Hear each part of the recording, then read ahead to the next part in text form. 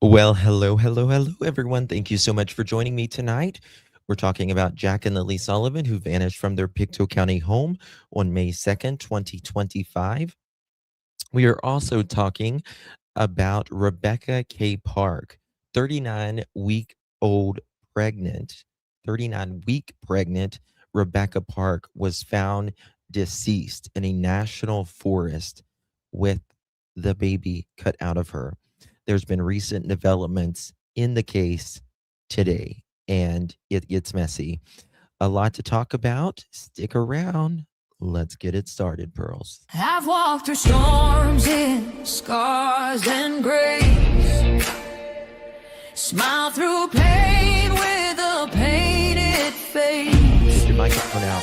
Come on, let's sing. They called me too loud, too much, too strong. But honey, that's the reason I belong. Every scar's a scripture, every tear's a hymn. I found my worth where the light grew dim. They tried to break me, but here's a twist. I turned my pain into a clenched fist. I'm an unbreakable woman, born of fire and pearl. I shine like grace in a reckless world. You can test my faith, you can shake my plan, but I'll rise again. Just watch me stand.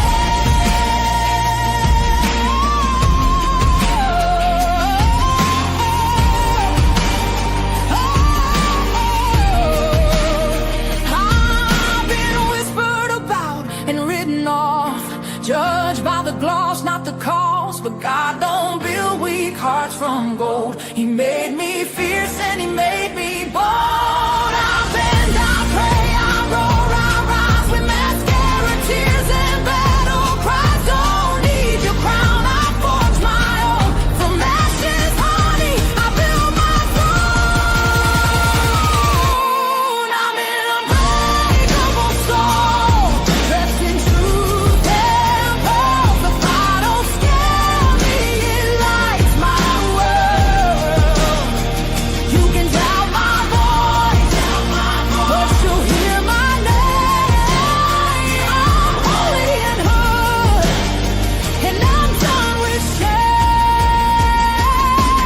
For everyone called too much, too loud, too real. You're not to anything. You're exactly what power looks like.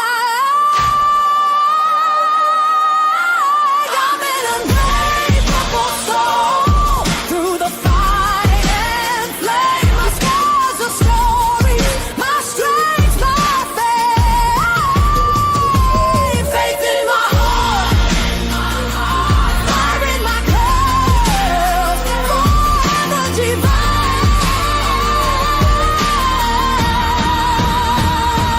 Clutch them pearls.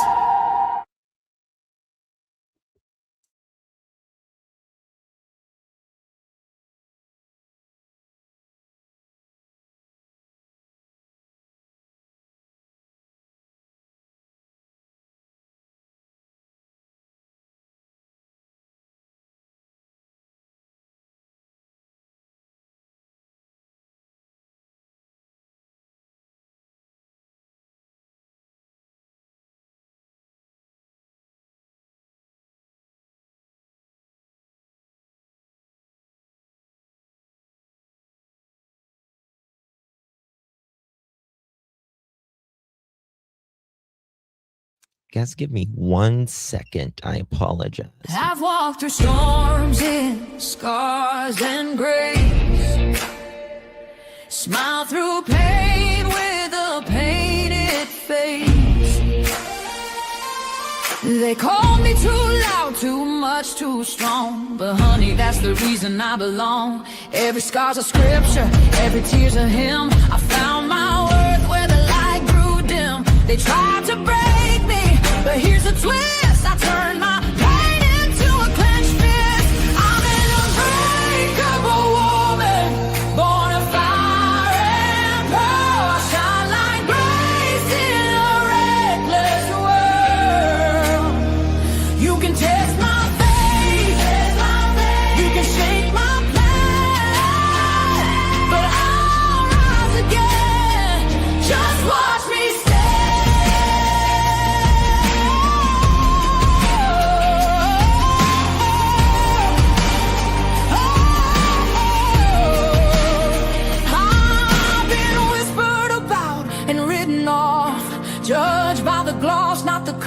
lost, but God don't build weak hearts from gold. He made me fierce and he made me bold. I bend, I pray, I roar, I rise with mascara, tears and battle cries. Don't need your crown, I forge my own. From ashes, honey, I build my throne.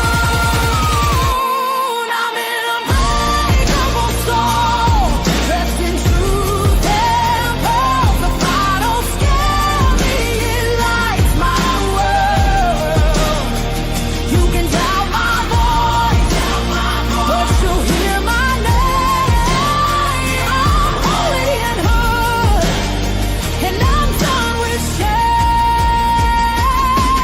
For everyone called too much, too loud, too real. You're not to anything. You're exactly what power looks like. I'm in unbreakable soul, through the fight and flame. My scars are stories, my strength, my faith.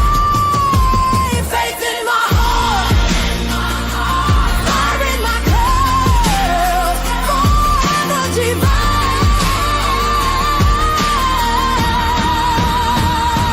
Clutch them pearls.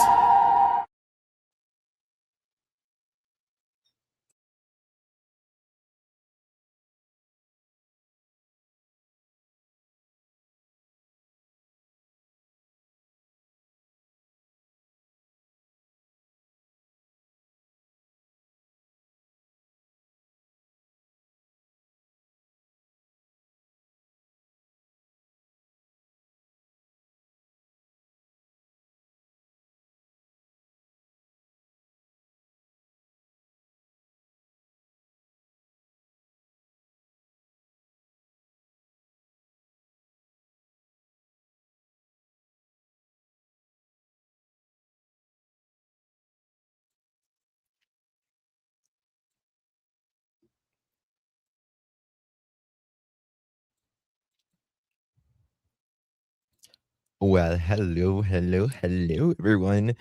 Good to see you all. Thank you all so much for joining me. Really do appreciate your time. You could have chosen to be anywhere on YouTube. You have a lot of options anywhere on the internet, anywhere in the world, and you chose to be right here. And I know your time is very valuable, and I do appreciate you spending some time with me. Today is December 9th, 2025. It is currently 10:43 p.m. on the East Coast of the United States. Hello, Diesel Weasel, Robin, good to see you. Lori, good to see you, darling. Joyous, Mamacitas, good to see you, dear. Lily, hello. Anna, the banana, hello. Where the wind blows. We did too, where the wind blows. I am so sick of the snow. I hate snow, and it's not even January or February yet. I know it's crazy. Robin Groom, hello. Good evening. Thank you so much, Miss Joy. Shelby, Mars, good to see you. Sherry, good to see you. Mama Angie, Leanne, good to see you, my dear. CJ, hello. Oh, you're so sweet, CJ. Thank you so much. I can't see, guys. God, I gotta get new glasses already. Watch, save kids. Hello, darling. Anna Banana. Oh, thank you so much, Miss Joyous. You're very kind, darling. Thank you, Mr. and Mrs. Joyous. We really do appreciate you. Good to see you. Carol just sent a text. Hello, Carol. Thank you, my dear. Missy, bonjour. Hugs, hello, darling. Brandy and Indy, how you doing, girl? Nancy Fleming, Island Time. Who doesn't like some Island Time? Anna Banana. This the way we roll. Hello, darling.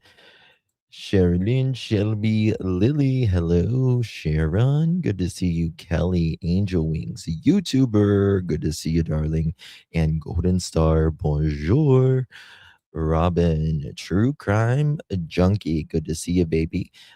Let's see here else. April Lambert, bonjour, hello, everyone.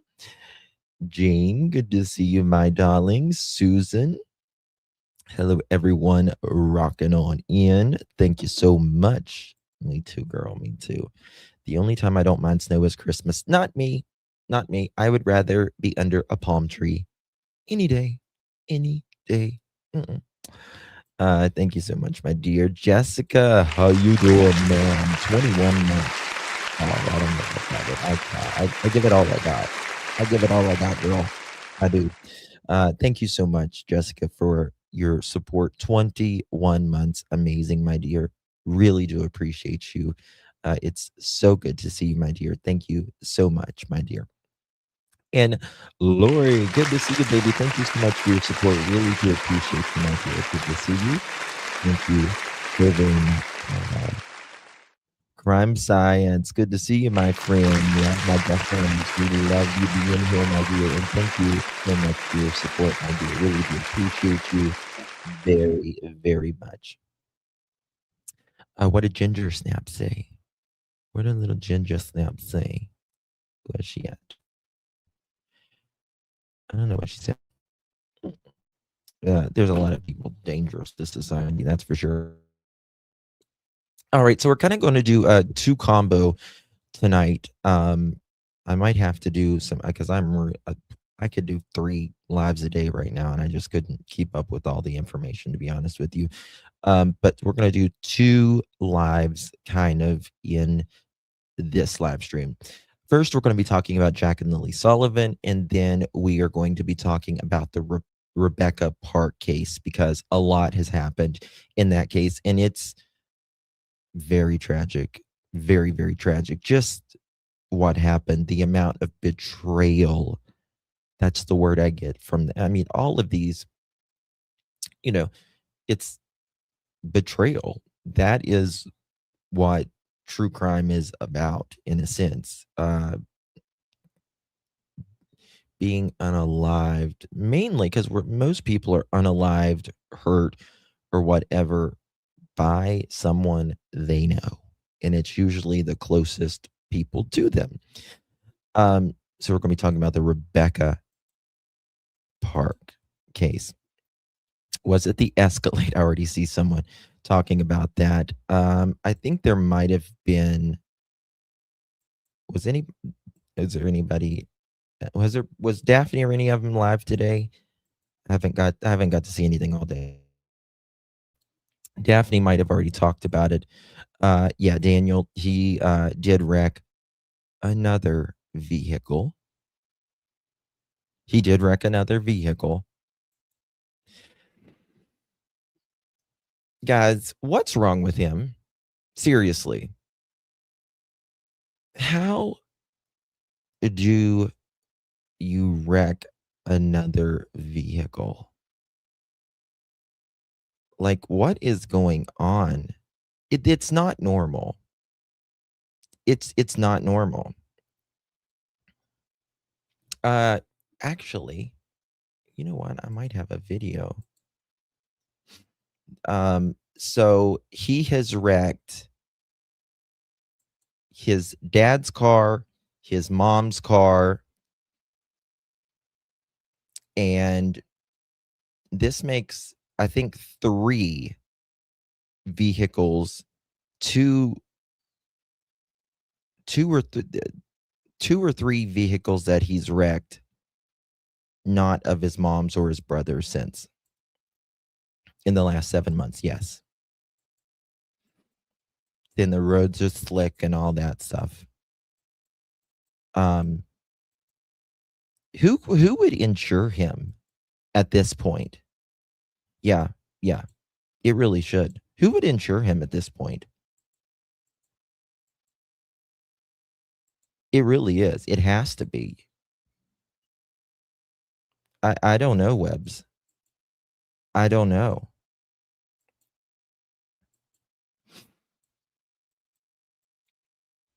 Is it Sherry's birthday?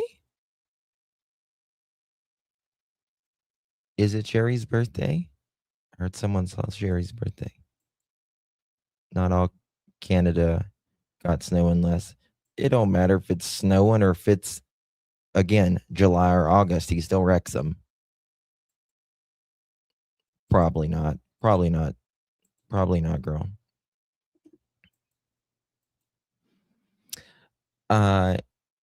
No, there's been more. I don't think one of them has been spoken about, actually.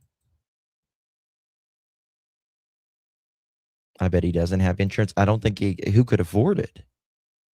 I mean, to have one wreck a year is extraordinarily bad luck. To have 2 wrecks a year is more than extraordinarily bad luck. 3 and 4 and 5 vehicles, something is wrong. Damn right. Damn right. That's crazy.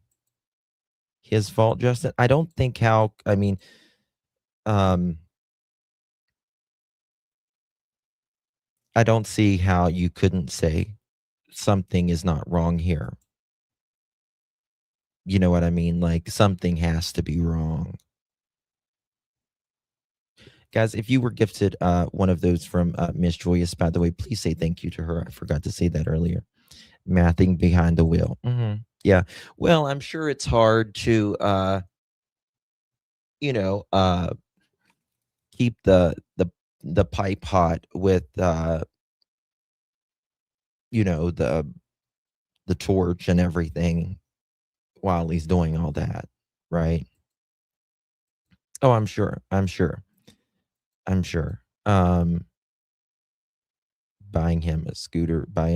Geez, I mean, now I kind of get.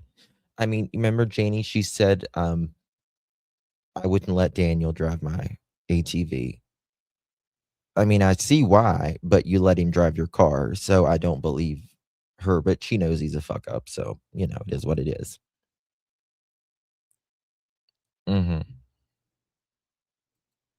Yeah, I wouldn't either.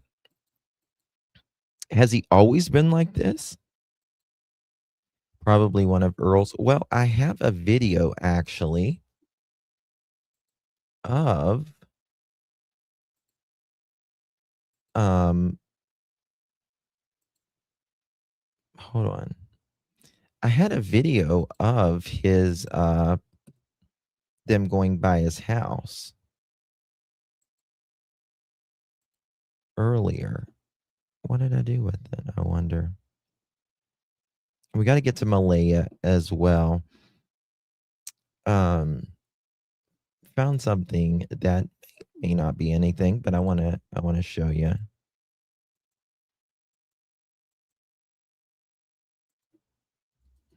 One second. Texting someone. Is this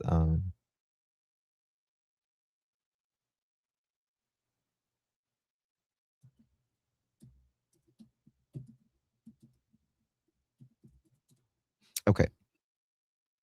I swore I sent it earlier. Let me check something. Because it was them going by the house just a while. Okay, it's not that.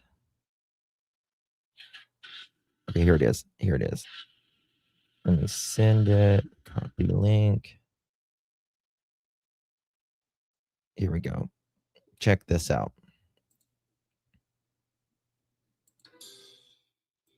Here we go.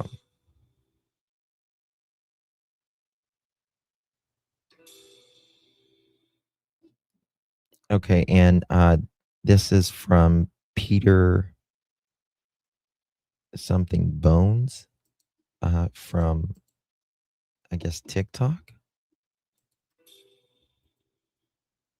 Let me make it as big as possible for you guys. Will let me zoom? Hell no. Okay. We do it like this. I don't know why it won't let me zoom. I hate it when it doesn't let me do that.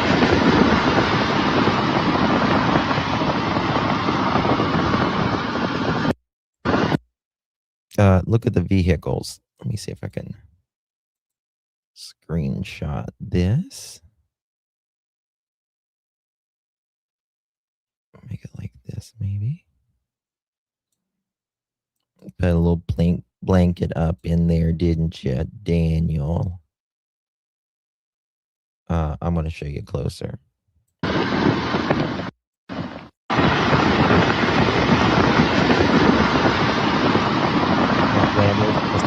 No man.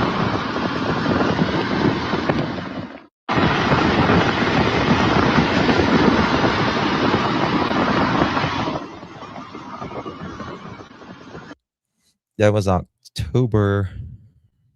Okay, 31st. Okay. All right.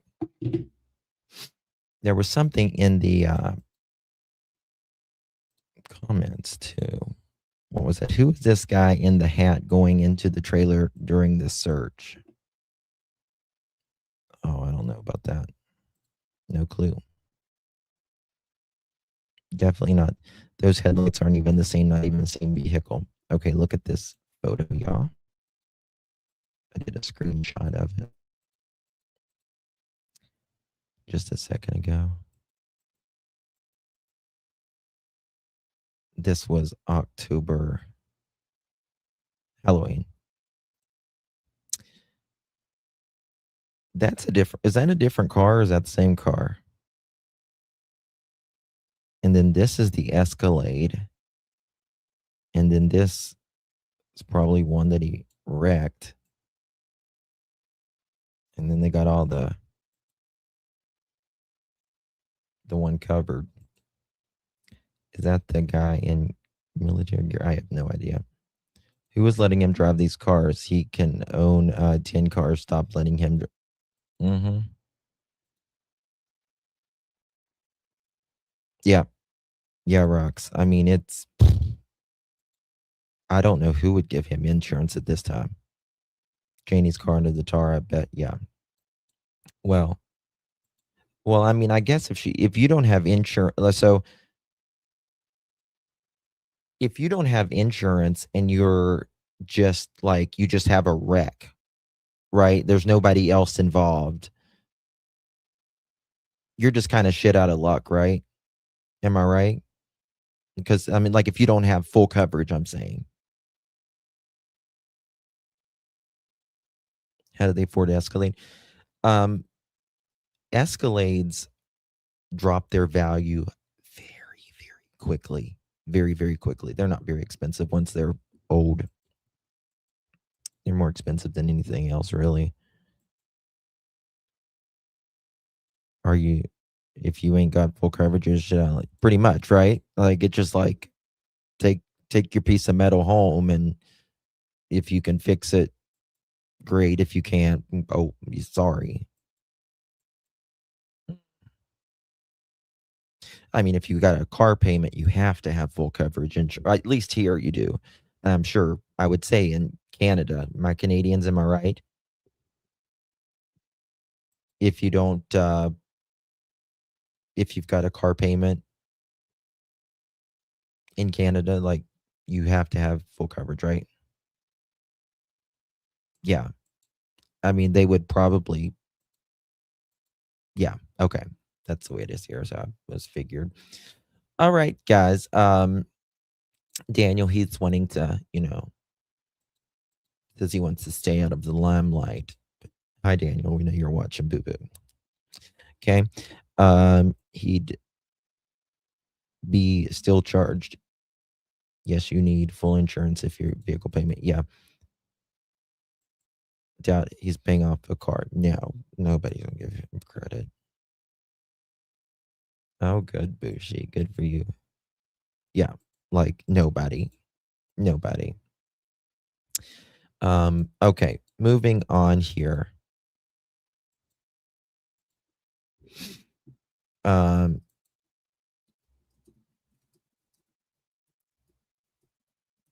Okay. So, let me show you this. I was talking with someone, maybe some others have talked about this. I don't know, but I haven't. So here we go. noticing a photo, and again, I'm not saying this is, I do find it interesting, though.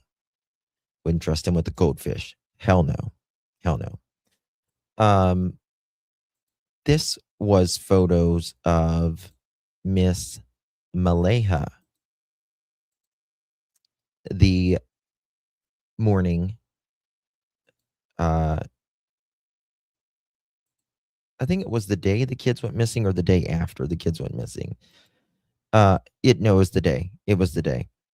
Look at her ear. It looks bloody and bruised right there. Anyone notice that? Maybe like she's been in a fight. Daniel, was you holding her down? Mm-hmm.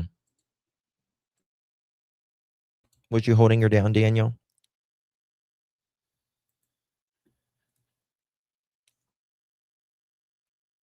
Here's another one. Yeah. She has dark circles under her eyes. Oh, I bet she's been up a while.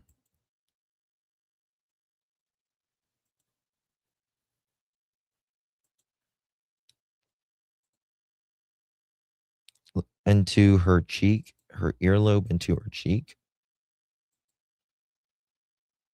Like right there. Yeah, it could be shadowing or it could be bruise. I don't know. But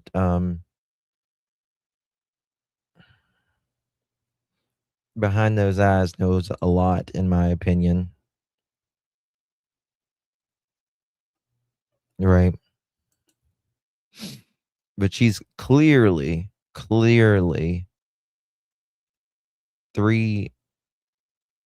you can see the spots of like the bruising and stuff. Like now she could have, just pierced it or whatever. I don't know. But it's interesting. What do y'all think about that? She does kind of look like she's got a bruise right there too. You know how like someone will grab you like your arms and be like, like you see in the movies, like they grab your arms. It's very interesting. She looks shocked. Yeah, she's got acne, pretty good. She's got, to me, it looks like, again, I'm not a doctor or dermatologist, but I've been to one enough. But she looks like she's got some fungal acne as well.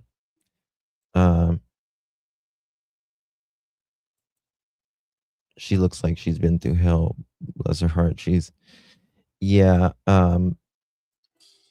living with a no-brainer, stress, dirty surroundings. Yeah.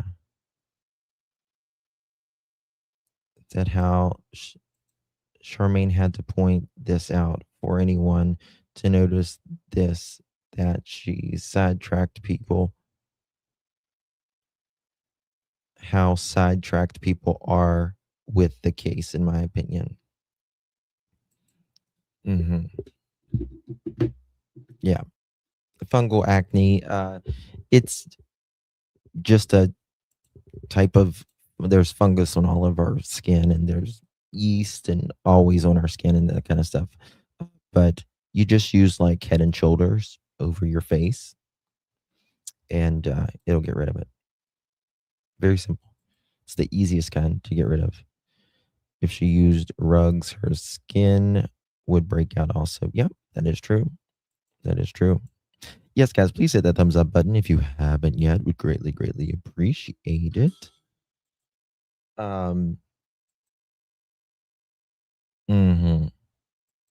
Yeah, a mother, in my opinion, just wouldn't be sitting there like in a daze. She's thinking, in my opinion. Yep. Yep, Head and Shoulders. Any anti-dandruff shampoo, pretty much. I've always thought she seemed to have life trauma, possibly because of Uggs. Yeah, I think, she's, I've spoken to people that she's, getting help, in a hospital setting, right now, from what I understand, and, I think she's, in my opinion, trying to get her life together for, um to try to get, her daughter. It looks like there's a scratch in her hair just in front of her ear.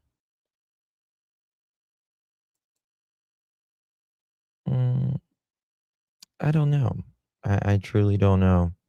But that is interesting. I mean, it could be newly pierced, could be infected.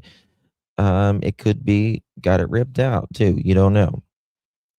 As she shows pictures of Jack having the same bruises that she has and big bruises on Lily's too. A lot of people have bruises in that house, it seems, doesn't it? We know Jack and Lily had bruises for sure. For sure. Daniel's the one that said that Jack had bruises all the time, right? Had bruises all the time. Okay. All right. Moving on here. Want to, yeah. I think uh Malaya is getting help with that. You know what I mean? M- I was thinking about that. I still think there is something with this front door, y'all. Um, because the front of the house has this door and then it's got the door in there, right? So that's two times the protection. Two times the protection. Why, oops, why is why do they do this door out of they didn't do the back door, right? There's this if they thought if they put that there for the bear, right? If they put this thing in the door, whatever it was, a screwdriver, a wrench, a rake, a hoe, whatever, in the door, and it fell out, right? Because they didn't want a bear to get in. Wouldn't you be just as concerned as your kids getting out, right? If you was afraid of a bear in your yard, you would just be just as concerned as your kids getting out in the yard without someone knowing, right?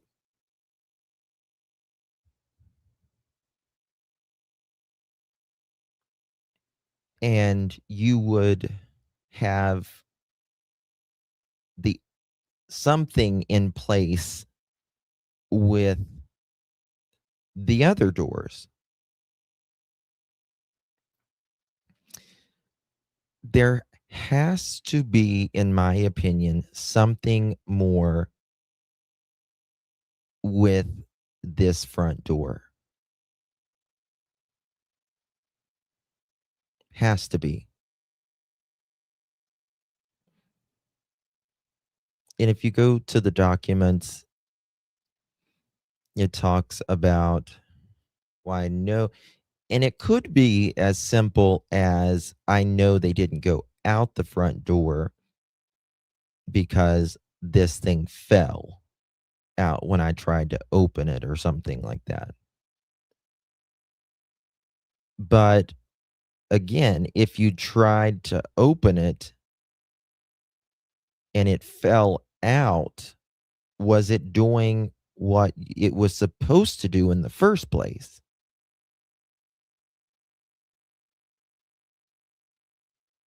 It's broken off the hinges. Mm, right. So there's, I mean, the kids were always in the yard. Right. Exactly. The kids were always in the yard. But why, if you make it such a concern of the, you know, this night out of all nights or any night for that matter, I would be very concerned about my kids getting outside and nobody watching them.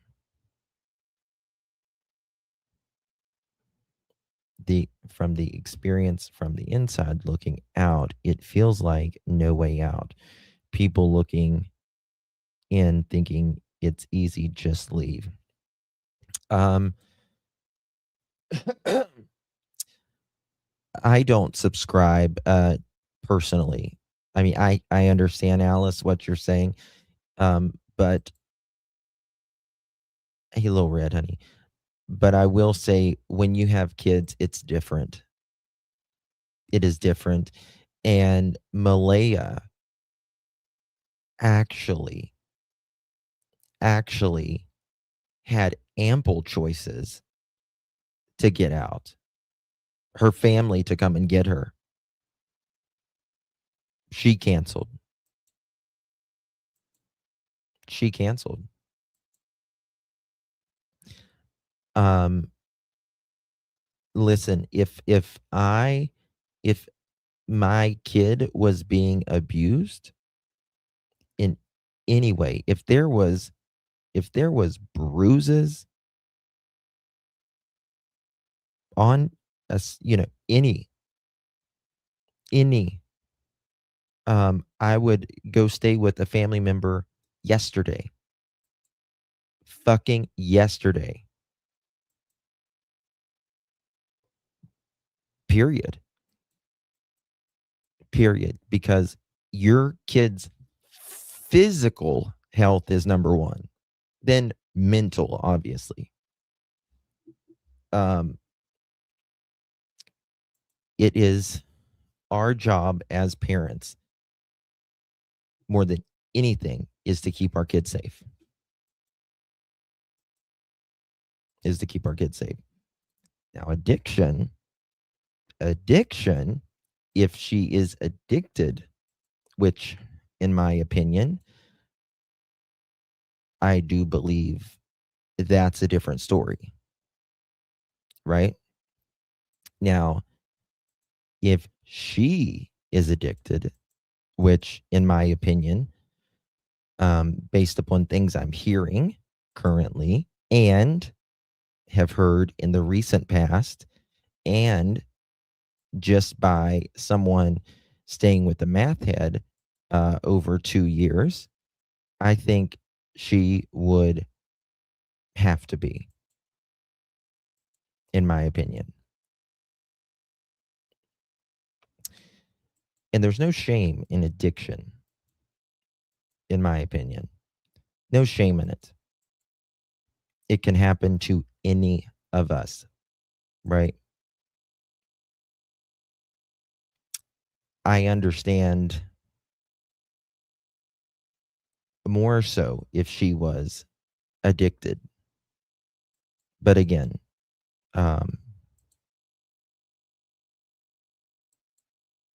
that's the addicted mind. It's very selfish when you're addicted, right? We've heard Daniel Martell threatened, blackmailed her about calling CPS on her. Listen, I think Daniel is the mastermind of all of this. I don't think Jack and Lily would be missing today if they had never met Daniel Martell.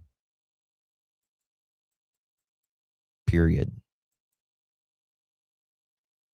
right? No, listen, people shouldn't be ashamed of being addicted to anything, right? Nothing. Uh, we shouldn't. Uh, to me, it's people like Daniel who's like, "Oh no, no, no, no, no, no, no, no, no, no, no, I'm not. No, I would never, never." Just come out and fucking say it, Daniel. Everybody knows it, and you know what? I would have a little more compassion for you about that. Yeah, brother, I've struggled. I get it. I get it. Everyone struggles with something at some point in their life, whether it's sugar, uh, a relationship, sex, um, something, gambling, whatever. Remember her. That's exactly what I'm saying. Yes. That's what I said. Her parents said they'd come and get her. They got frustrated with her. Remember, her mom got a U-Haul for her. She changed her mind and stayed. So she always had a way out. There was always a way out for Malaya. I mean, they the two of them were draining, her grandmother.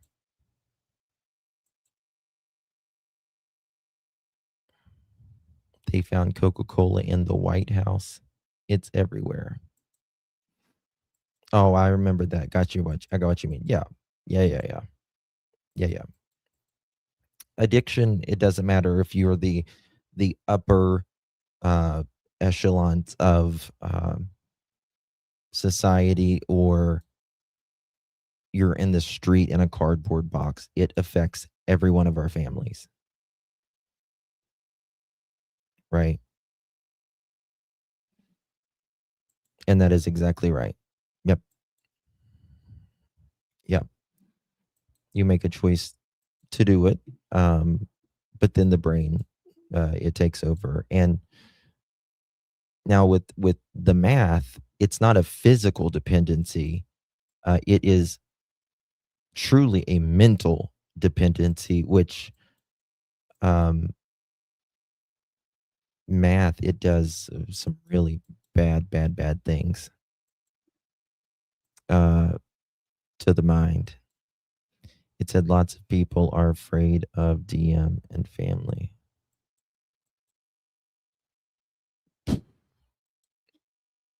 Uh,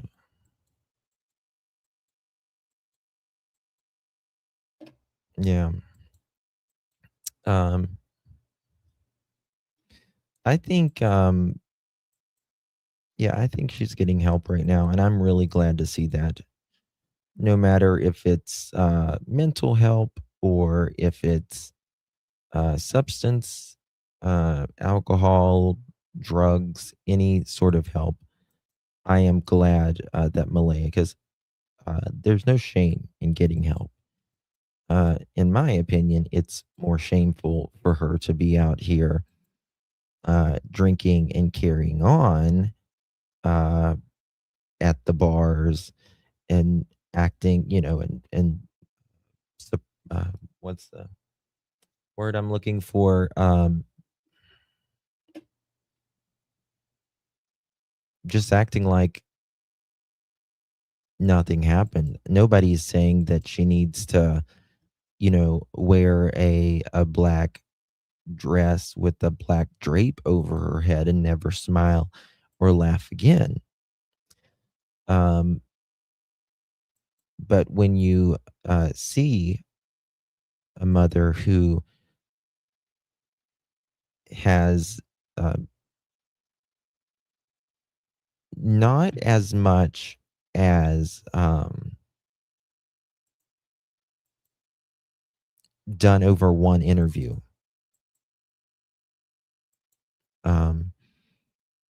not come to the events, not looked in any way, shape, or form that we know publicly. That's a problem, in my opinion. Right. Mhm. Webs, yeah. Yeah, absolutely. Hey, Patriot. Thank you, babies. Appreciate you. Thank you so much. Thank you for your support, my dear. Thank you so much, baby. Appreciate you. And thank you for being a member of the Pearl family. Really, really do appreciate you. Well, she is acting like the Canadian version of Casey Anthony. She absolutely is. She absolutely is. And it's one of those things that you just don't behave like that, right? Um it's kind of like one of those, it's like you don't uh you don't go to the funeral home and uh bring a comedian to speak. It's just an odd thing. It's just not the way that things are. And I understand that everyone behaves differently, but there is a norm. There is a norm, and is there's many ways to love someone, and we all show love by different ways. uh but when that love, the greatest love you can have, in my opinion, is your children. You would like burn down the fucking world. uh she's got, not only with one, she's got two children. And that just doesn't happen. Oh, thank you, darling. Thank you, Charlotte. Love you, baby. Appreciate you, Mama Secret. How you doing? Thank you so much, Mama. Appreciate you. And thank you so much for being a member here on the Pearl family. Good to see you, my dear. Oh, since we wondered where you are, honey. I hope everything's okay. Hope you do, baby.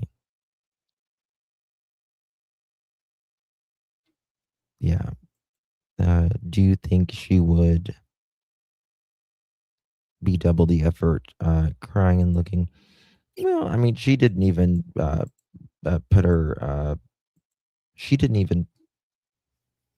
say, "Here's Meadow, hold Meadow while I go look." She didn't even knock on Janie's door. You know what I mean? To me, that's a little weird. It's a little weird to me, if you ask me. That so I don't know. It's a very complicated. Well, yeah, I mean, she's technically lost 3, but I believe she's, getting, professional help, uh, not only for herself, but also for Meadow as well. Um, I believe him for what he had shown. I blame him for what he's, had shown us the last 7 months. No, I mean, I don't think you can, I think everyone, we're all responsible for our own actions. Um,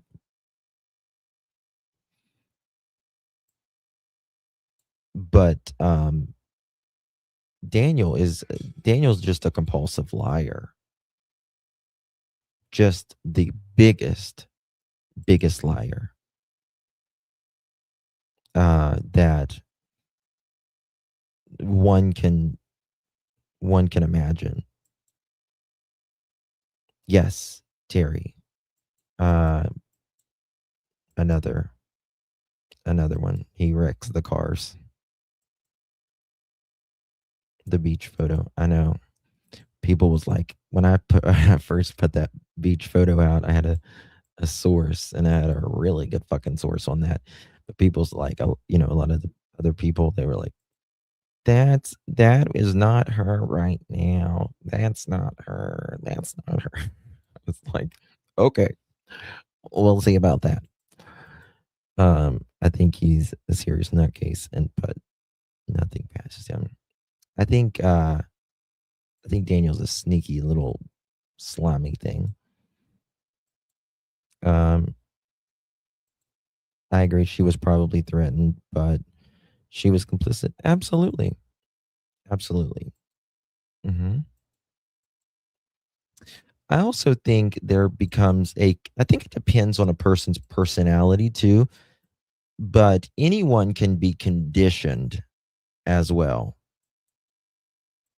right? You can be with someone for so long, and the days turn into weeks, and the weeks turn into years, and you can be conditioned as well. Now, was she conditioned? I don't know. I think things started getting really bad probably right before CPS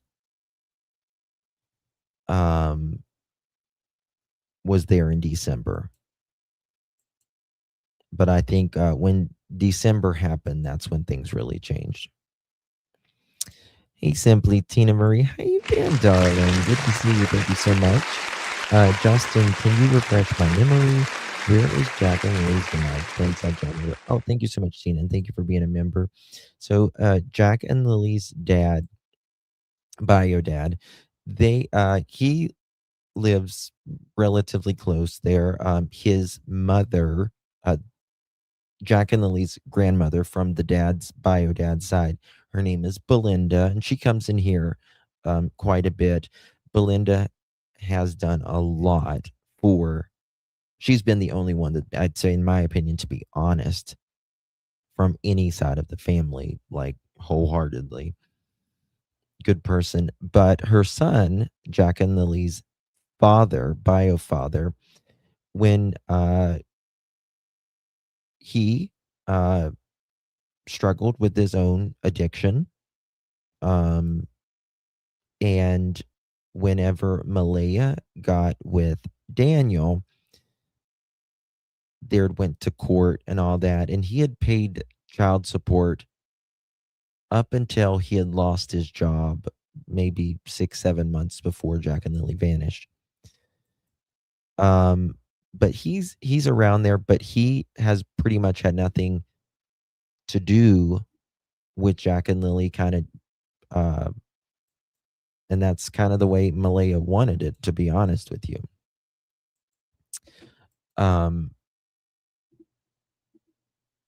And he just kind of backed away once Malaya and Daniel got together. So yeah, but he's around there. He's around there. If you have any other specific questions, I can try to answer it better for you. I'm hoping after getting some help that she will have a supportive staff that will talk. Has he ever been to jail?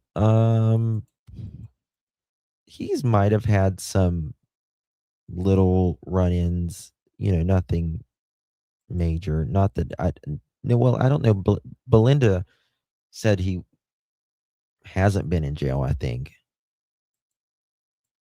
Because remember, everyone was saying that he was in jail for this and for that. Yeah, there we go. I remember that. Yeah, no criminal record. Because everyone's like, oh, he's been in jail and all this. And Belinda's like, no, he hasn't. Oh, is Daniel? No. Daniel doesn't have a criminal record either that I'm aware of. But there's that. Belinda said he's never been to jail. Maybe Malaya felt beaten down after 2 deadbeat guys. Yeah, I mean, she knows how to pick them. She knows how. I mean,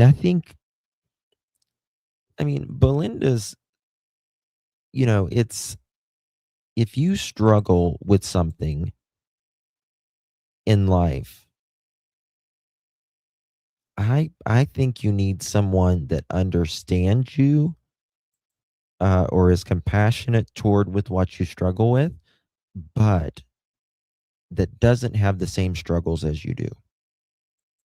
That way they can uplift you when you're struggling, and you can uplift them when they're struggling with whatever they struggle with. Because it's really hard for 2 people to be addicted and stay together like that, especially when they're first getting clean. It's really difficult. I could have sworn Cody was on Facebook. He might have been. You know what I mean? If his family runs the town with beer, make it make sense. He doesn't. I don't think anyone's really scared of Mr. Martell, maybe other than his breath or something, but that's about it.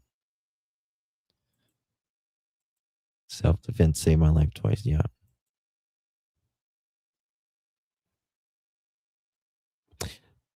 Well, yeah, over matters. I mean, and that's the thing. This is the thing, though. You've got to be smart. Nobody's an asshole when you first meet them, right? Nobody's an asshole when you first meet them and stuff. But early on, there will be warning signs. There will be warning signs, and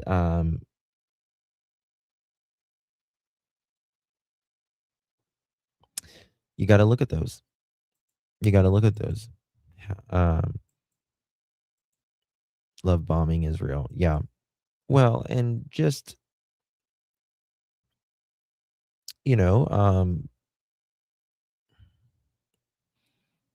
if they're too jealous as well.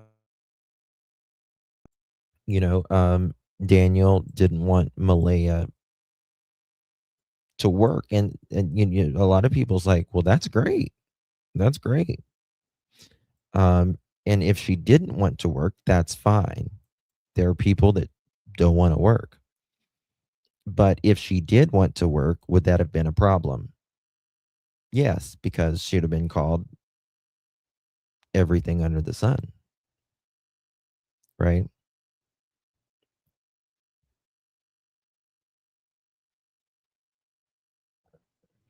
So there's that. There's that. I just pray these children are found. Yeah. Yeah. But yeah, Daniel's the biggest liar that God ever stretched a piece of skin over, in my opinion, as far as that goes. Okay, here. So we'll move back to that in a second. But first, I want to show you what's going on in Rebecca's case. Thank you, Miss April. Good to see you, baby. Thank you so much. Thank you, baby. Appreciate you. Put Amazon on, and my text was texting my friend. Oh, you're fine, honey. No worries. No worries. Char, so true. Lived it and survived it, but it's scary to be love bombed as it turns to control and anger and all that. Yeah. Okay. All right. So I want to talk to you guys about Rebecca's case, because, guys, we learned a lot today in this courtroom. let me show you how it kind of started out, though. Before, damn, what did I do? Before Rebecca was found, her, look at this, her fiance, who is a registered S offender. This was November 3rd, so a little over a month ago. Rebecca Park, a 22-year-old woman who was about 38 or 39 weeks pregnant at the time, is reported missing out of Boone Township. It would be reported later that she was last seen getting into a dark-colored vehicle. All was a lie. Was a flat-out lie. This is a horrible case, guys. Look at this. More details tonight as the search continues in Wexford County for deputies. Let me find it. To her family's fear. Just keep telling myself. Now, this is Richard Fowler, who is a RSO.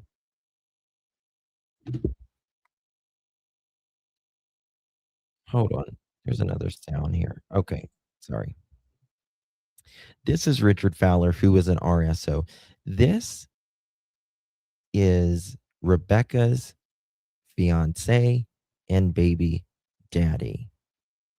He's an RSO, and he was with Cortney Bartholomew, Rebecca's bio mother that she had was not raised by, but she had became reacquainted as she got an adult. And this Richard Fowler, again, RSO, and dated Cortney's bio mother at some point. And look at him. This man had already allegedly participated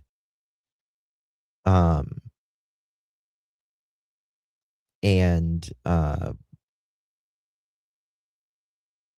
taken part, allegedly, in some way, shape, or form, allegedly, of unaliving his fiance and his child, his unborn child. It's look how he acts. Every minute that she's gonna be found, her and the little man are gonna be safe, okay. Having problems sleeping because for the last 2 years, every night, she's the one I was laying in bed next to. Fowler says he knew something was wrong right away. Now remember, they met, they all got together, took her to a federal park, stabbed her while I've got the arrest affidavit too right now. As they were, which we're going to learn a lot here in a minute. Trigger. After they stabbed her, she was still alive, and they cut her baby out of her.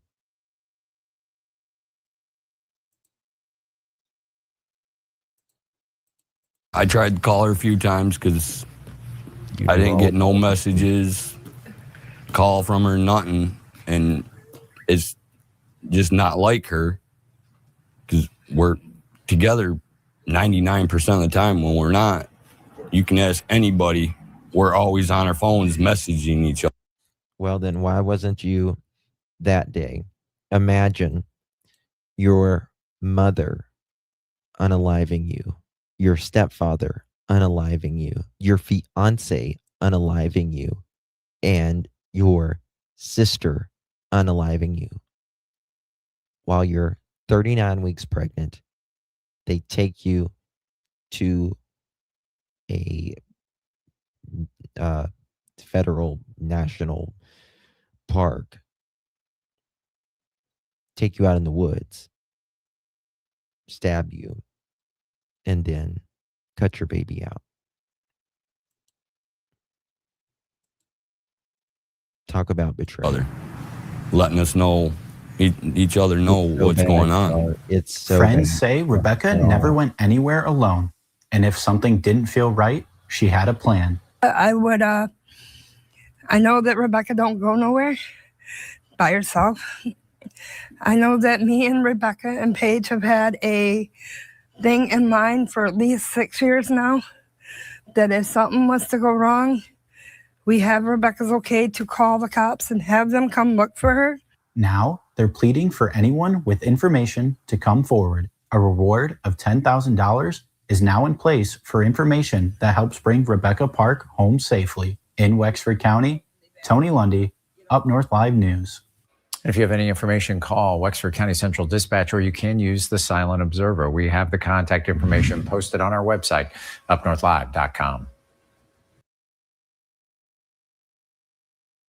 Crap, sorry, I was muted. I didn't realize I was muted. And then Cortney Bartholomew. Amazon. You are the best, Beth. Thank you so much. Thank you so much. I love you. I think the current motion is leaning rewards money. About the baby? Is that what you mean? So there's new talk about the baby, and the mother, Cortney Bartholomew, admits to cutting the unborn baby from Rebecca Park while she was alive, the affidavit says.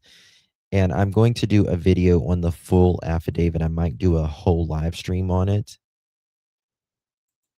But here we go. Here we go. Up north, 9 and 10. Set this over for another probable cause conference after 30 days to run with Ms. Bartholomew. Cortney and Bradly Bartholomew. Here's the evil. The biological mom and stepfather accused in the torture and murder of Rebecca Park and her infant, appearing in court today. Now, what played out inside the courtroom today could be called routine as the case continues through the steps of the legal process.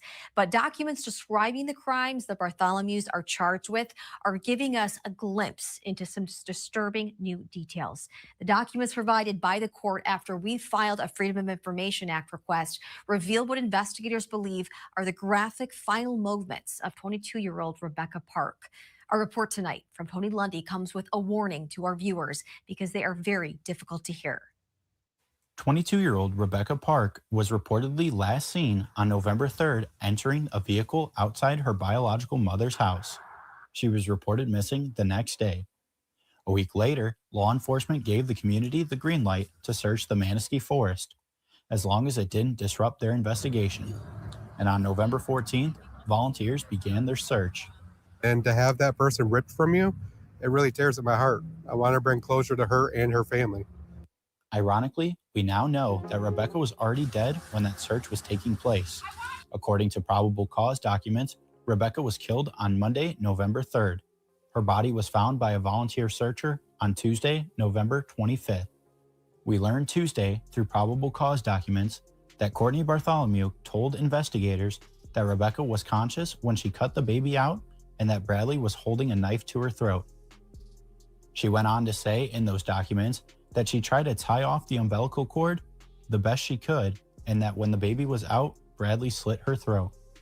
Investigators say it was Bradly Bartholomew who took them to the spot this all happened and told them that the baby never took a breath and he never heard the baby cry. Bradly also said he and Cortney put the baby in a GFL garbage tote at a house north of their residence. Both Cortney and Bradly Bartholomew are facing multiple charges, including torture and murder, and some are describing the crimes as evil personified. In Wexford County, Tony Lundy, Up North Live News. Now you can see the documents on our website, upnorthlive.com. But there was also the court records allege Kimberly Park aimed to derail investigation into their sister's Rebecca Park's case, tried to derail it. Rebecca Park's mother allegedly had an affair with the pregnant daughter's fiance before her murder.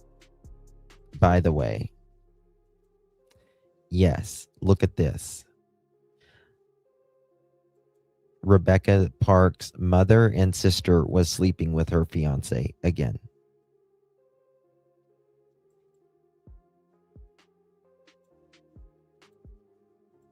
Bad. This is the probable cause.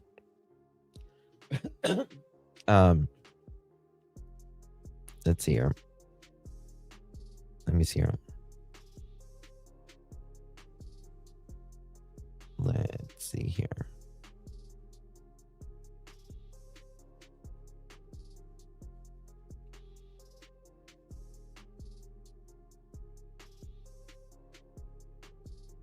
Where it talks about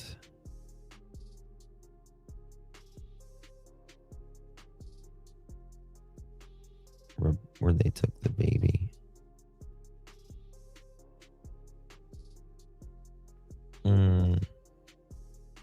Let's see here.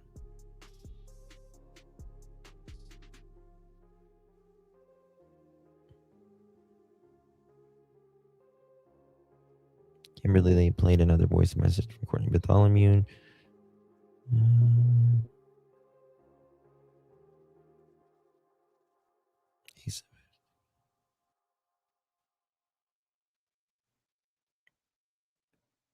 I'll find it in just a second. Hold on. I'll find it in just 1 second. I just got to look at this. But this was a today.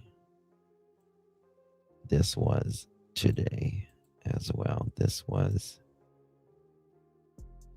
Oh, this is Cortney and Bradly.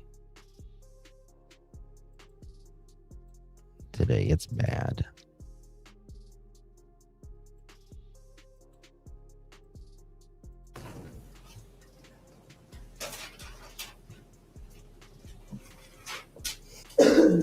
This is the state over here, the prosecutor. Appearances, counsel. Joanna Carey for the people. Thank you, Your Honor. Patrick Cherry on behalf of Mrs. Park. Okay, and this is Cortney's or Rebecca's sister. Thank you. And we are here for a probable cause conference. Counsel, I'm assuming there is no resolution in this case. There is no resolution, Your Honor, and we would ask, I assume it's both of us asking that this matter be reset. We still do not have discovery, and it has not been provided to the defense. Mr. Chair. That's correct, Your Honor. I've never had an issue getting discovery from Ms. Carey's office before. I'm curious as to what's taking law enforcement so long to get me a recording of the interview or things like that, and certainly I'm sure Ms. Carey will get on them in the next week to do that. But because I don't have the discovery, there's nothing for us to discuss yet, so I think we have to adjourn the hearing. I understand. The court is well aware of the complexity of this case and the number of agencies involved with the investigation. Ms. Carey, Mr. Cherry, how long do you want to adjourn the probable cause conference? Your Honor, if I can just get the allegations in this case, separate from the Bartholomew cases, is an interview that occurred on November 28th. If I can get that recording and the police report, that would get us started a long way towards our conversations, I think, without having to get into all of the follow-up investigation that relates to Bartholomew's. So that shouldn't take too long, I would think. Ms. Carey.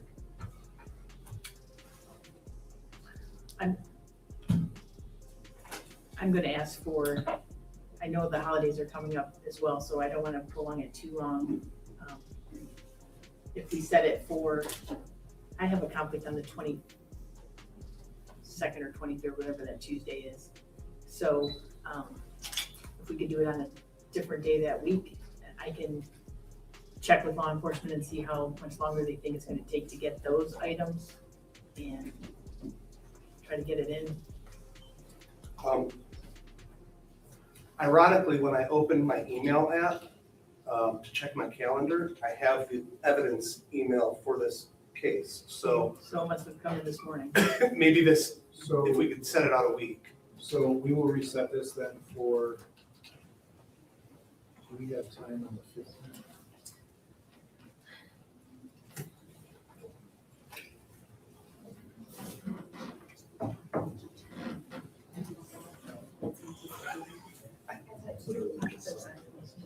Yeah. Came in at 10:48.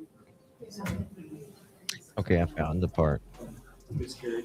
I found it We one just second. had an assistant agent doing this. Is she on this case? I believe she's on the child support matter. Probably. Require a GPS tether. She doesn't need to go and get that taken care of. That's my understanding. A contact order with a. I think they let her they out. correct. Look at old bitch come in here.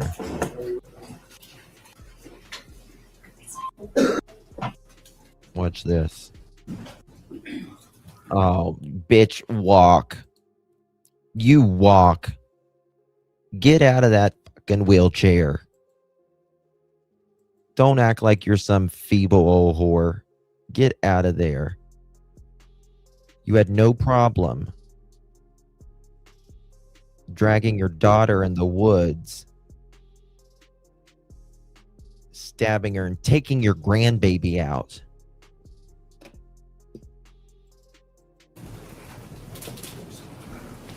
This is case This woman number she is evil 254994 personified. as Really filed is. to the State of Michigan versus Cortney and Bradly Like, Bartholomew. it makes me Parents' nauseous. Joanna Carey for the people. Good morning, Your Honor. Tracy Deinhardt here on behalf of Ms. Bartholomew, who's present and seated to my right. Thank you.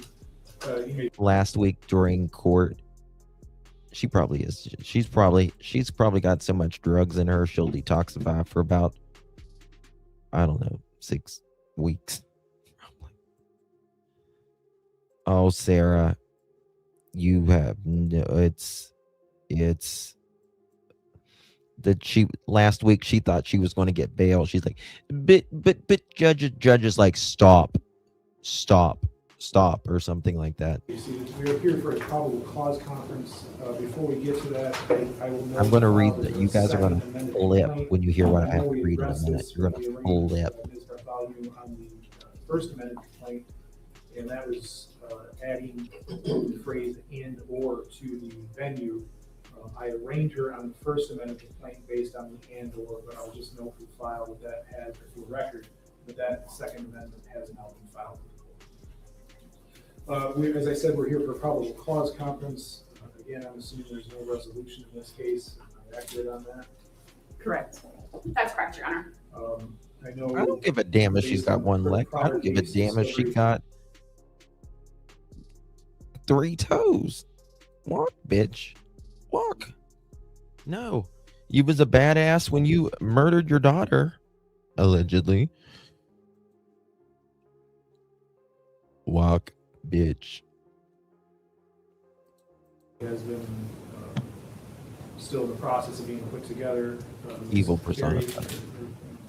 Any request to it? Yes, I would request that this be set out. Any objection to that?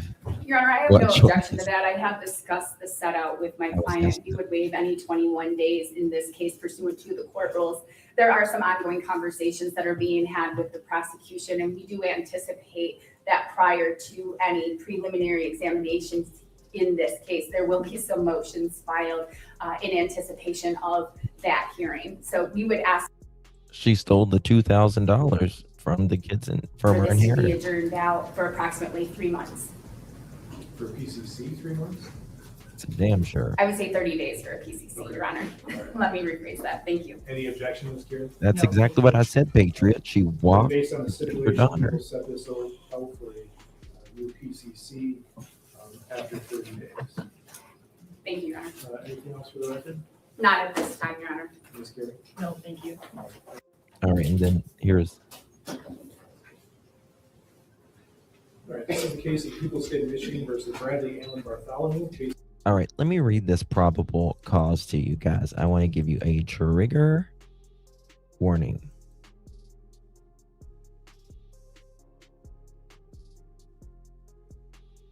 Well, she's remember there's 4 people there.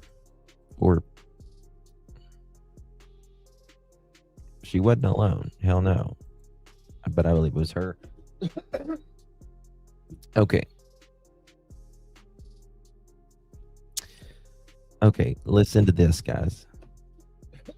Okay, this is her autopsy.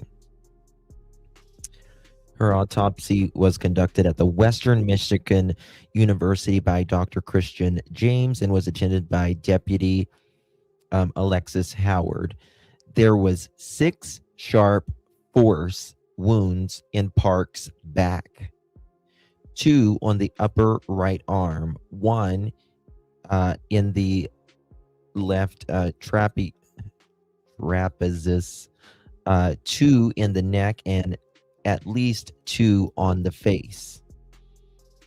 The right side of her face also had lacerations and was irregular around the cheek as well. The wounds of the neck, as described as superficial and do not penetrate muscle or harm any vascular. Most of the wounds to the torso are also contained in soft tissue. 1 to the back enters the left where was I? It was in her chest and it misses the lung. 1 of the right side of the back enters the other side of the chest, and it does not penetrate in the upper lining lobe and cause large thrombosis. All major vessels are intact. Rebecca Park's abdomen had incision wounds. The placenta was hanging from the open abdominal wound with attached umbilical cord, and the fetus was absent. The abdomen incision transcended from colon and the small bowel. There was also a thin film of blood over her left cerebral hemisphere, and okay, it doesn't really matter that part. Okay, this is where I want to. Okay, so Bradly is the stepfather. Listen to what he says he did. Yes, she was, Cassie.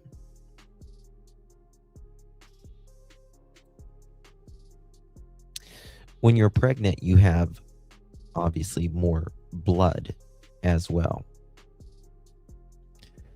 Okay.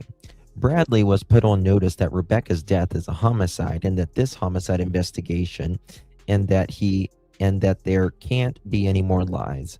Bradly was read his Miranda rights at the Wexford County Miranda warning card. He confronted his understanding with the rights explained to him, and he agreed to speak with detectives at the time. Bradly reported his knowledge that Cortney went to get Rebecca and came to the house to get Tide Pods, and that he was were supposed to get ice cream. Bradly said that he was at the house with Brentley. He admitted that he lied during the first interview about being at the residence because of his S-offender registry status. Remember, stepdad's a RSO too. Bradly is told that S-offender violations are small in comparison to a homicide, and he says at the time that he didn't know this was a homicide.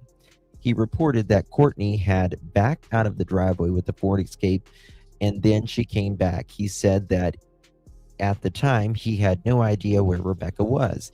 He said he knew Cortney left with the white Ford and then came back. He reported that Cortney had told him that she and Rich Fowler, which is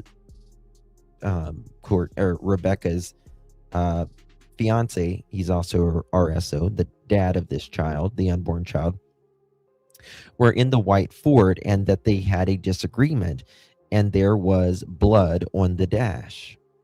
Cortney asked Bradly to clean it up, which he reported that he went out and wiped it down. He said that he didn't see any blood on the floor or in the seats, just spattered on the dash. He described that later there was white paint on the seat and Cortney asked him to remove the seat covers, which he confirmed that he did. He said he was unsure what she did with them, if they were thrown in the burn barrel of the trash. Remember, they took those burn barrels in evidence. Next, he said that Cortney was talking to him and how she and Rich did something horrible, but she wouldn't tell. He claimed that once the story of Rebecca came out of her missing, he began to put two and two together. Bradly reported that Cortney threatened that if he said anything, she would make his life hell. Bradly identified that Cortney had tried to stab him with scissors in the past and was charged with assault, but the case was dismissed. Bradly clarified that Cortney had told him about something bad happening 5 or 6 days before Rebecca was missing, but he claimed he wasn't sure what bad thing had been that was done. What bad was done.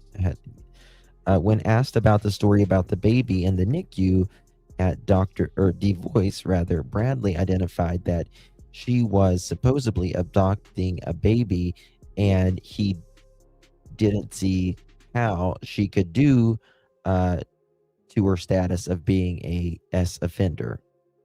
Okay. Bradly said that Cortney was alone when she got into the white Ford and left on South 21.5 Road, and that she returned approximately 15 minutes later. He stated that he was sent a text Cortney to see if she needed him to come outside for anything, and she responded in the affirmative. It was now that he said Cortney reported getting into a fight with Rich. Bradly said he never observed Rich on this date and that he did not observe an injury to Cortney. Returning to the something bad topic, Bradly was asked to continue that topic. He identified that Cortney is all over TikTok and Kimberly was all over Cortney is all over TikTok and that Kimberly was over to use Escape to deliver was over to use Escape to deliver newspapers. I don't understand. I mean, I get it, but it doesn't make sense. He confirmed that Kimberly left personal items in the Escape and identified that she did this all the time. Okay, when they began to drill down on questions, he said that Cortney was constantly talking to Rich. He agreed that she also constantly talked to Kimberly. He reported that he can't hear the conversations as they were taking place by text. He only knows it because he sees their name on the phone.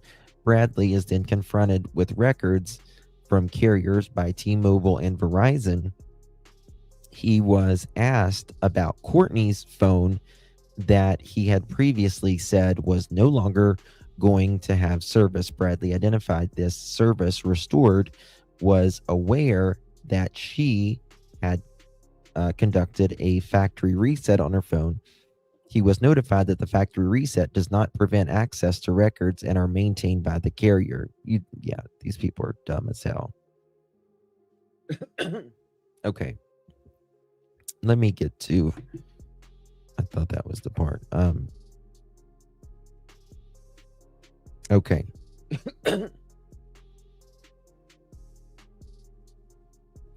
Bradly reported being upset when Kimberly was on the internet saying that Cortney was responsible for making a statement that he doesn't understand. How could anyone do this to a pregnant lady? He answered that he believes that Cortney and Rich would be able to do something like this. When asked for what purpose, he gave different possibilities. Bradly agreed that he believes Cortney is capable of slicing open her own blood, taking a baby, and agreed that Cortney is obsessed with wanting another baby in her care and custody. He also agreed that it is a good possibility she could attack Rebecca and cut the baby out of her. My God. Guys, if you're just joining us, please do me a favor and hit that thumbs up button. Would greatly, greatly appreciate it. Well, I think they said, which we're going to get to it, I think they put the baby in a cooler on ice. You just took the words out of my mouth, Roxy. She didn't even raise the one she had. And she kills her adult child. Unbelievable. Okay. Let me see here.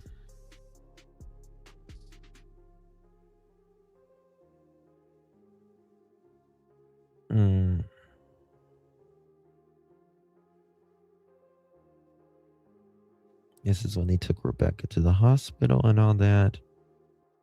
It's like 18 pages, but I'm going to read all of it in a upcoming live, but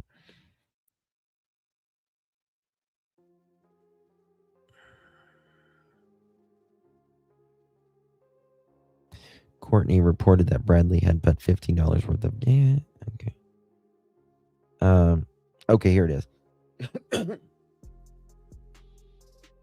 Okay.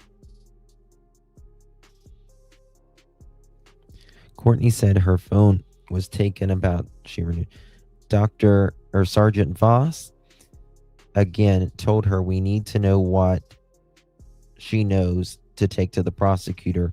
When he suggested an example that she will even tell us where the baby is, she interrupts and says, quote, in the garbage in a blue cooler, end quote. When asked where she reported in the GFL, Cortney says, quote, he said he put him in a black bag. The cooler's gone. The cooler is Brad's work cooler, end quote. Adding, quote, he put him inside the cooler and drove him up and down the road looking for a GFL that wasn't mine. What's a GFL?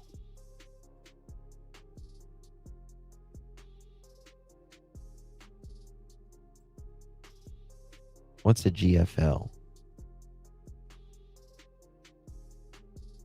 I don't understand that. Looking for a GFL. Yeah, the baby was a boy.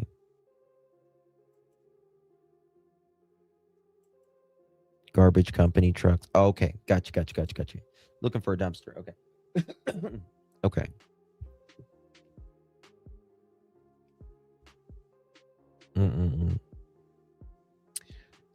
Voss asked Cortney why Cortney reported that it was related to Bradly going to jail last year. Fowler, let me turn this music off. Okay. Voss asked Cortney which vehicle he used to get rid of the body, and she identified her white truck. She is then asked how he got her in a position to unalive her. She explained how she pulled in her driveway. She had notified him she was up their road.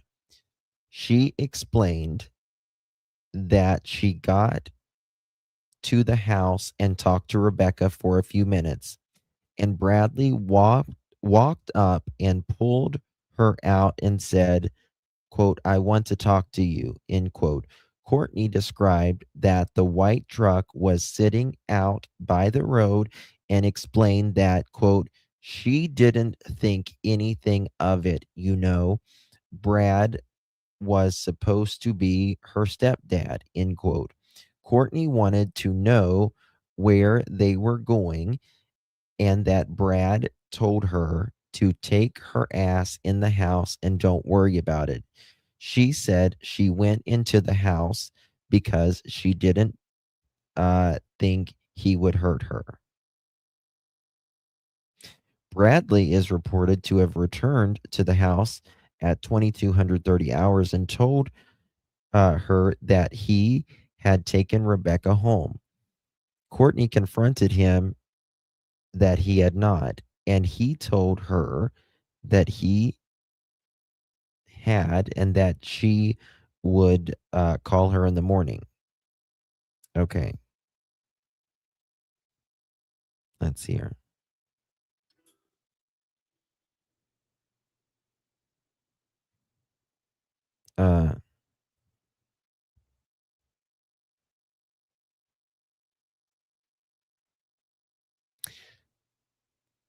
They took the phone directly to Rich, but before their arrival, she said that Bradley told her, quote, "I'm telling you right effing now, don't say an effing word," end quote. Kimberly got the phone, and Rich and Cortney reported that Kimberly had called her and that she was taking the phone to the cops. Mm.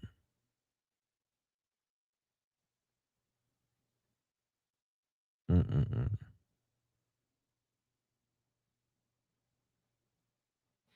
Cortney said when she asked about her grandson, she said Bradley said, quote, "Oh, I just stuck him in a cooler, stuck him in a trash bag, and threw him in the trash," end quote.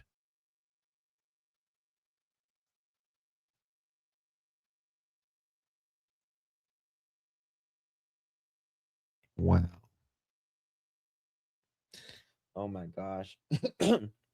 Cortney said that on Wednesday, November 26, 2025, in the morning, she confronted Bradley and asked him what he did. She reported what he told, quote, "I'm going to tell you once, and I'm going to tell you, and you're going to drop it, and you're going to shut the fuck up." He's like, quote, "I'm the reason your effing daughter's not here, and your life is upside down now," end quote. When she asked him why, she said Bradley said, quote, "Rich fucked with the wrong MRFer." She agrees this is all a revenge plot. Cortney said that when she asked him what he did to her daughter, quote, Bradley said, quote, "I slit her throat. The bitch deserved it," quote. She goes on to say that he said Rich deserved it too, and it just happened to be your daughter that's going to pay for it. She's a lying bitch. Mm-mm.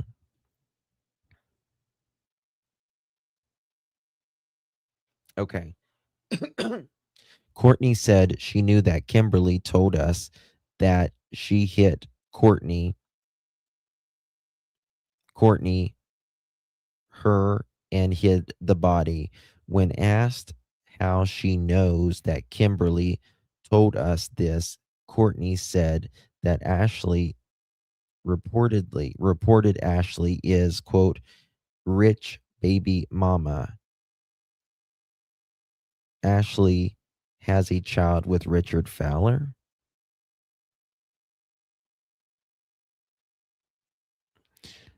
Voss asked how Bradley told her how he unalived Rebecca, And he said, quote, he told me that he slit her effing throat, end quote. When he asked how she told him that he cut the baby out, she said, quote, he had one of my scalpels. She denied that he said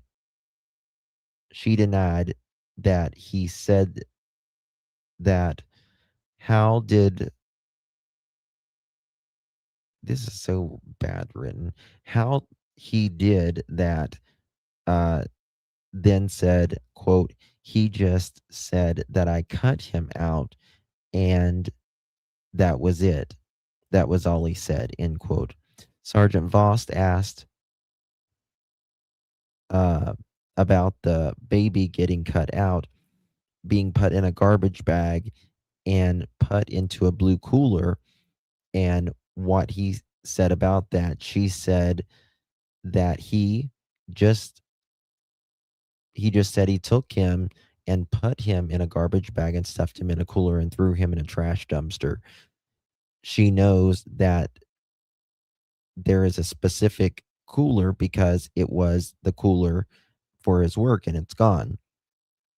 She shows the size of the lunchbox and the size of the cooler and described it as a soft-sided cooler with hard plastic inside to keep the sides supported, and it has a black strap. Cortney reported the garbage bags came from her house, and she knows that's because she counts her garbage bags, and she noticed that 2 of her garbage bags are gone. Does anyone count their garbage bags?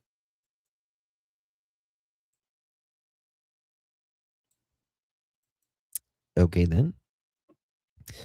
The hunting knife is described by Cortney as a green, having serrated blade on one side and a flat blade on the other side, and it is a fixed blade, not a folding knife. She is sure that Bradley used the knife. The knife was purchased at Walmart within the last year, and she provided a description of it. Cortney denied that Brentley knows anything. We took a break and moved Cortney to a different room.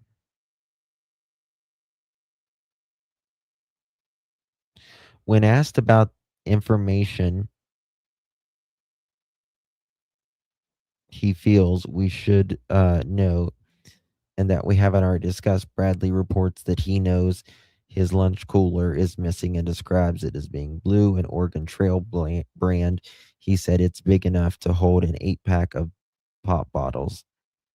His description of the cooler is basically the same as Cortney's. He estimates it as has been missing for 2.5 weeks. He confronted Bradley that she is blaming him for dumping the body and putting the fetus in the lunchbox. It is explained that she is attempting to place blame on him. Bradley is confronted with a statement he made in the first interview that Rebecca was stabbed. Sergeant Voss, rather, asked him about the statement again and that she knows she was stabbed. Lieutenant Pisker pointed out that both he and Cortney have reported on the scalpel and that you don't need to make a stabbing motion with a scalpel to slice someone open. And it is pointed that Cortney said he is threatening her, including the parking lot, to them leaving for the interview on Monday. It is also shared that that she identified that it was revenge from Fowler turning on him last year on his offender violations. And he says that's bullshit. Bradly begins to tell us that, quote, I'm sure Cortney stabbed her because she did have a hunting knife, end quote. He reported that the case for the knife went into the trash bin and thinks it still might be in the bin. He identified that the knife went into the trash at Cadillac Shores. I guess that's a business. He reports that Cortney is the one who cut the baby out of Rebecca. He confirms that he witnessed this and it had taken place right where she is laying out on the trails behind the house. He confirms that is the reason he had told an officer to check the trails behind the house. He reported that he knew Rebecca had a bunch of leaves on her because Cortney buried her in the leaves where she was found. Bradly confirmed that a scalpel from the bedroom was used. When he was asked if the baby was alive when he cut the baby out, he responded no. He confirmed that it was just the two of them that were present. When Sergeant Voss asked when she stabbed her, where did she stab her? And Bradly said, quote, in the truck.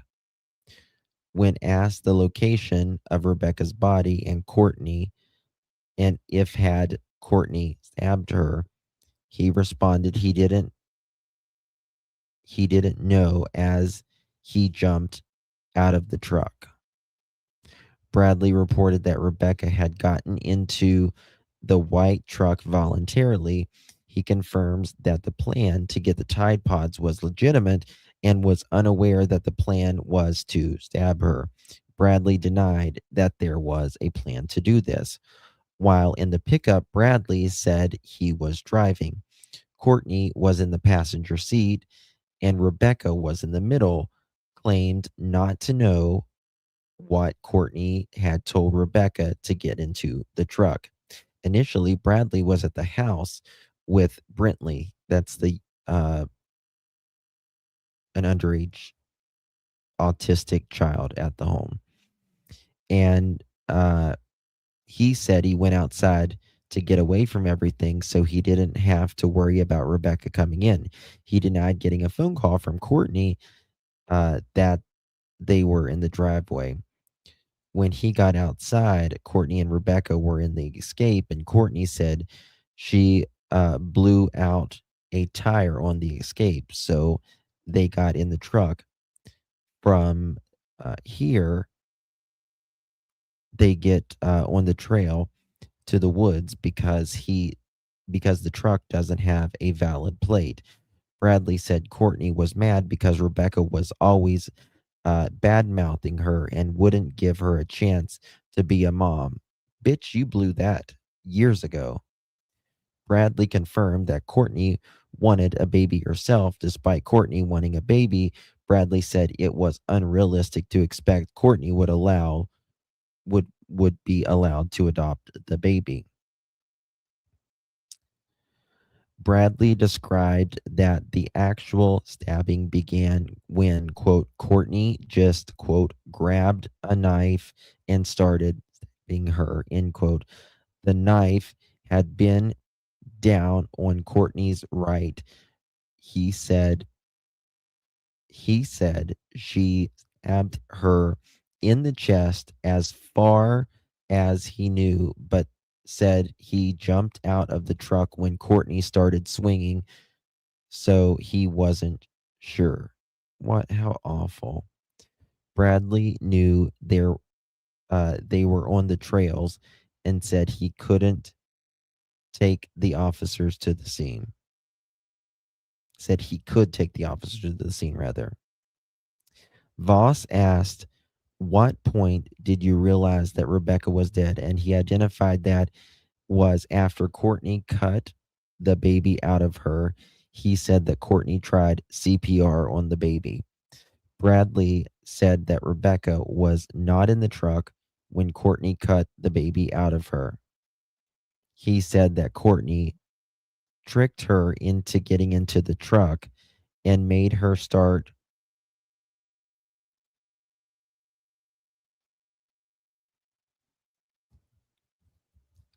he said that Cortney tricked her to get her out of the truck and made her start walking after she had already been stabbed. Rebecca walked behind the truck but was unable to run due to her pregnancy.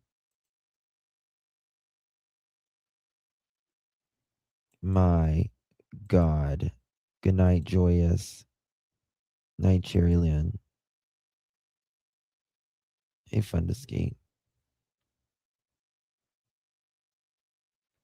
That part really gets me right there. I don't know. I just get a mental image.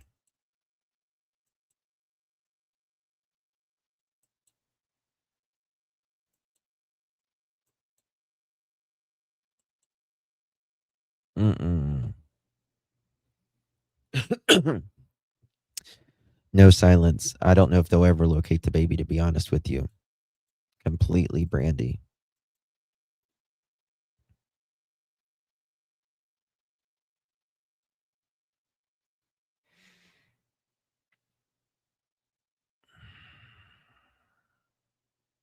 Okay.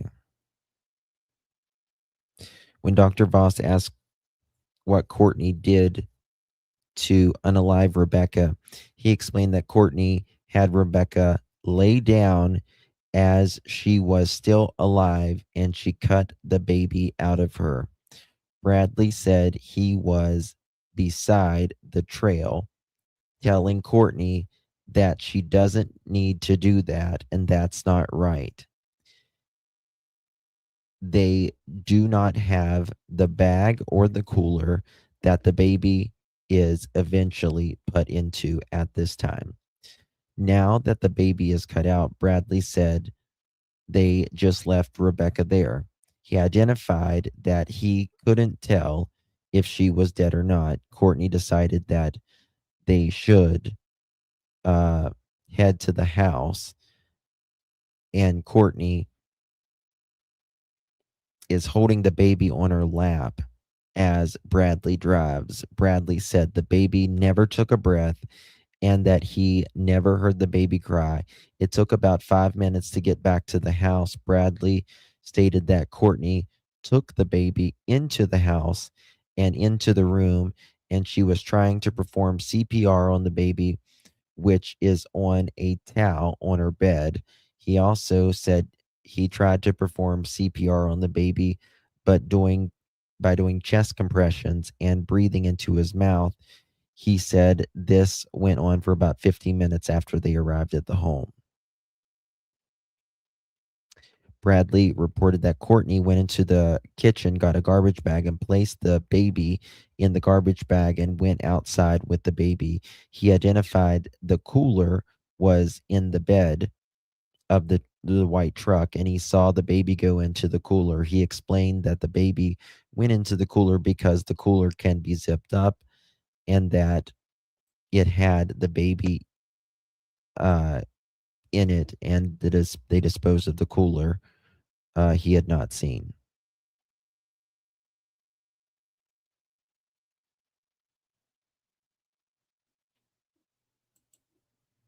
My God.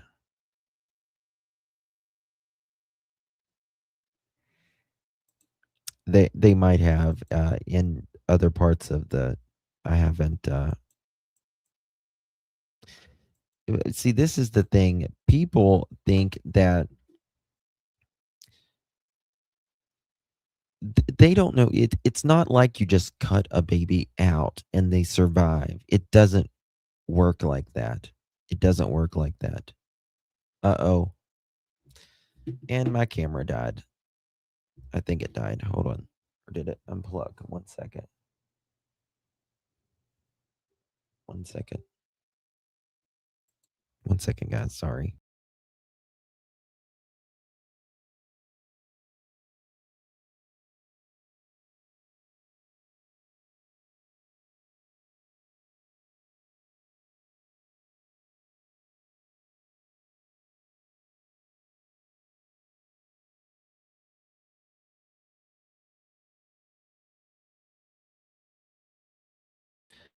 I'm back. Justin, I told you it was very, very bad. It's worse. It gets worse. Mm-mm. Mm-mm. I can't do it tonight. I just can't do it tonight. I don't trust a word about the baby boy. I don't think he'll ever be found. I really don't think he'll ever be found. And I'm telling you, Rebecca's mother, Cortney Bartholomew, is the ringleader. She's the one.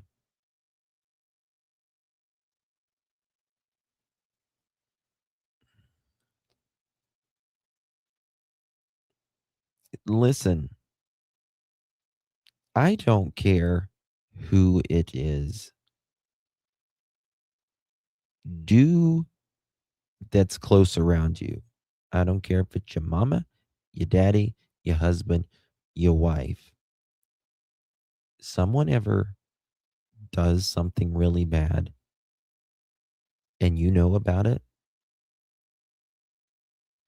do not hold the secret in. I tell you something, people know me. You better just not tell me. You better not tell me. Because as soon as I know, I am going straight to the police. Straight to the police. I am not taking a charge before you go fuck up. Because if I know, I have to tell the police. And if I don't tell the police, then I go with you. And that ain't going to happen.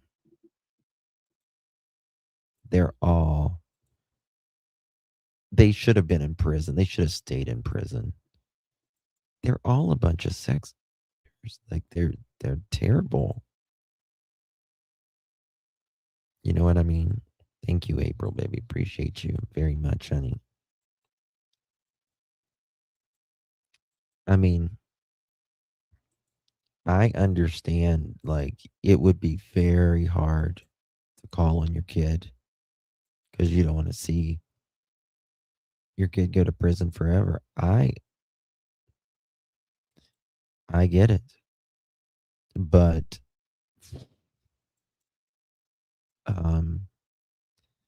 you got to do what you got to do. If you teach your kids to always do the right thing, then you got to do the right thing.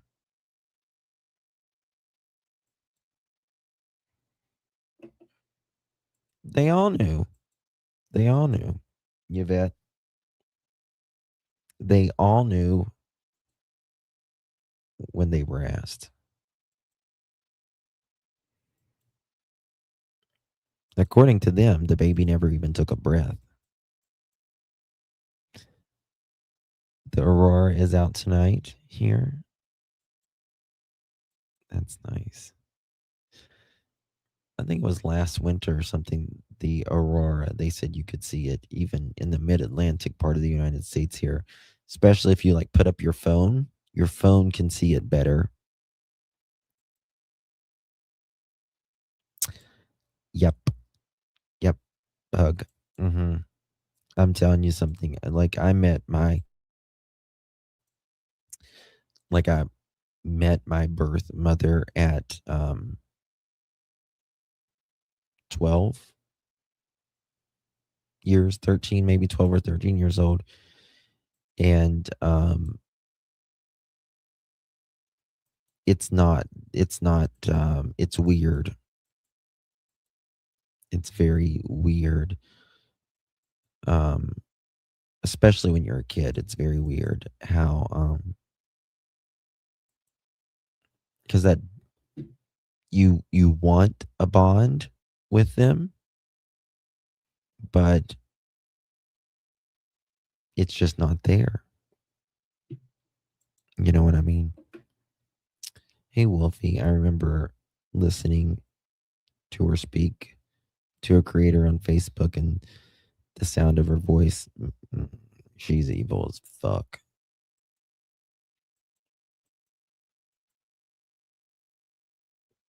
Yeah.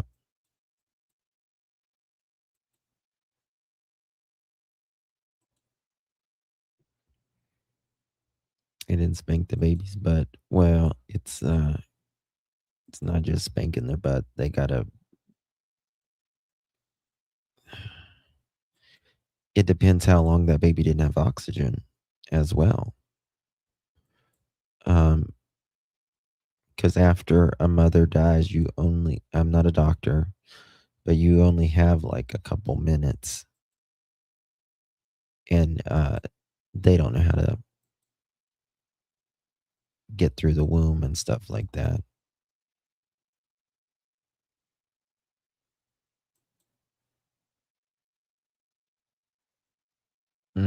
Yeah, pugs. Yeah. What'd Wolfie say? Oh, I get it, Wolfie. It's a lot.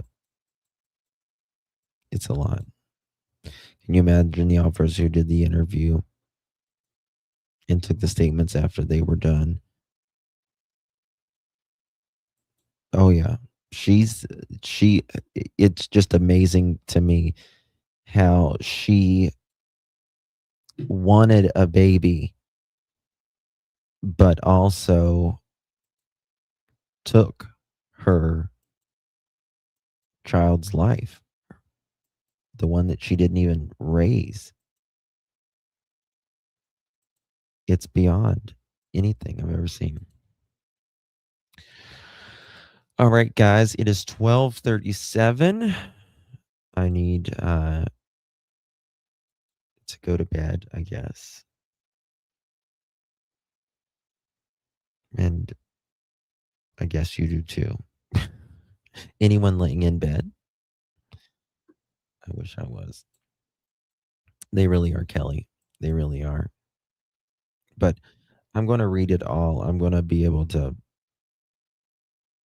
sort it out and read it and take it all in so I can. And I'll put it out on video, the whole affidavit be read and sped up and all that stuff. So look up Where the Wind Blows.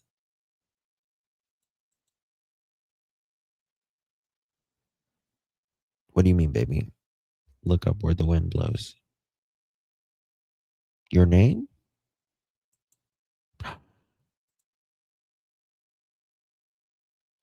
It's Charmin's birthday.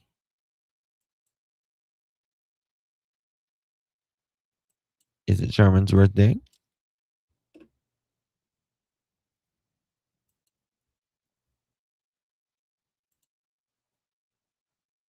Charmin Clean. Happy birthday, Charmin Clean.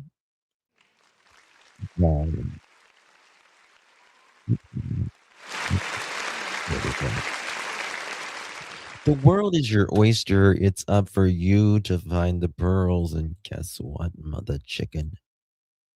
You did. What? Oh, on your YouTube. Gotcha. All right. It's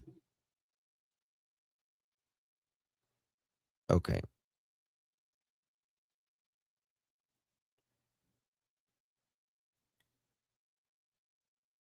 Oh, hold on one second. It's Sherry or Charmin? Do you pronounce it Sherry or Charmin? Is it the SHARI or is it SHARIM?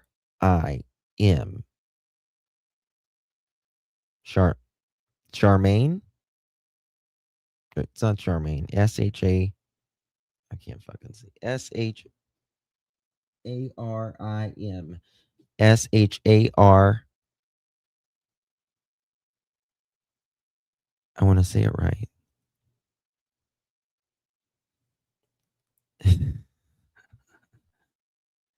I don't believe she was planning on raising that baby. She might. Yeah. Sherry McLean. I call you Sean.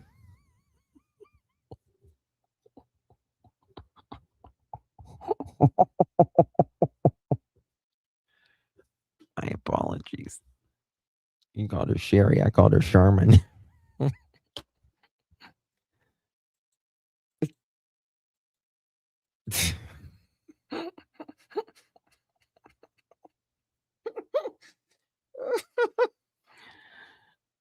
Oh my God.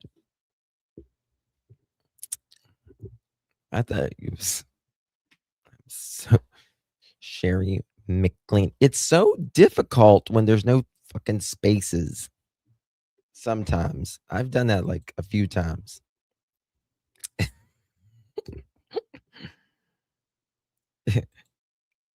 I love you, babies.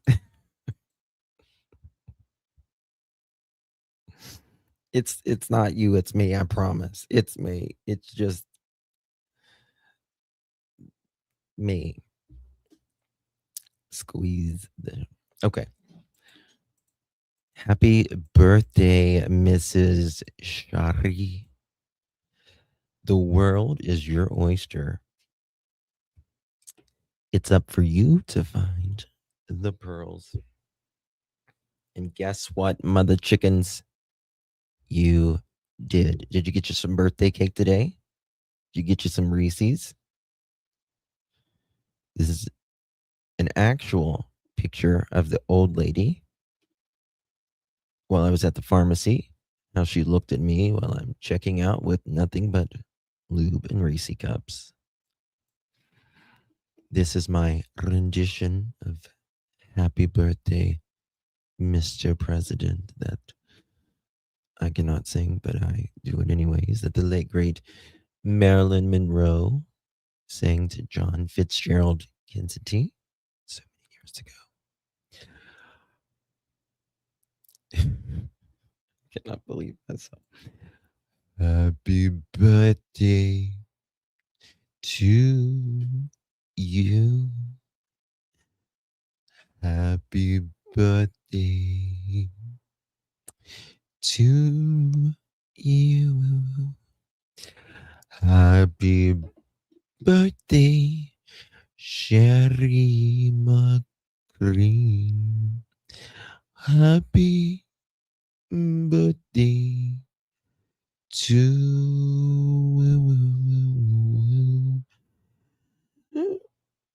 you.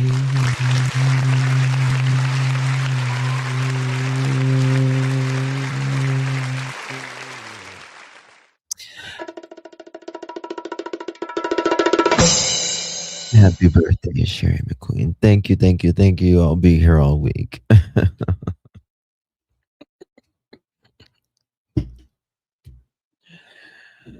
I am so dumb. I cannot believe I said your name was Charmin Clean.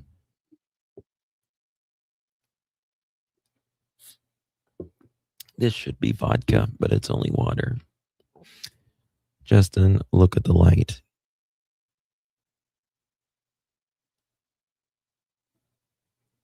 I'm looking at the light.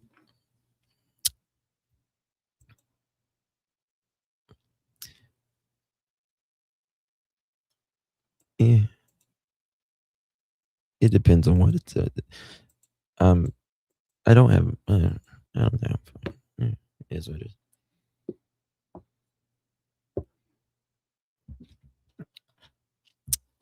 Yes, no more less.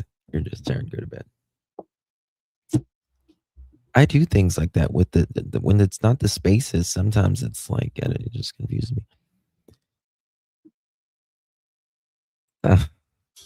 Love you, darling. Thank you so much for being here and putting up with me and all of that stuff. It's funny when you act a bit tipsy but aren't.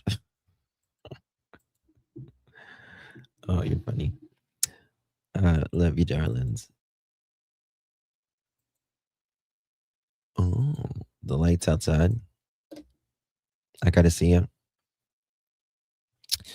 I actually thought about doing a YouTube channel with just because I have a really nice I guess I am tired. Damn. Telescope. And I thought about showing like the moon, and I can see you can see different planets sometimes and all that. Things it is. My brain's fried after that. I get silly. All right, guys. Much love. Appreciate you. You're amazing. You all are. Yes. Be safe out there. Keep your pearls protected. We have cloud coverage. Yeah. During the winter time, damn, it's always cloudy here. Thank you, guys. Is going to moon us. You'd cry. Love you guys. Good night, everyone. God bless.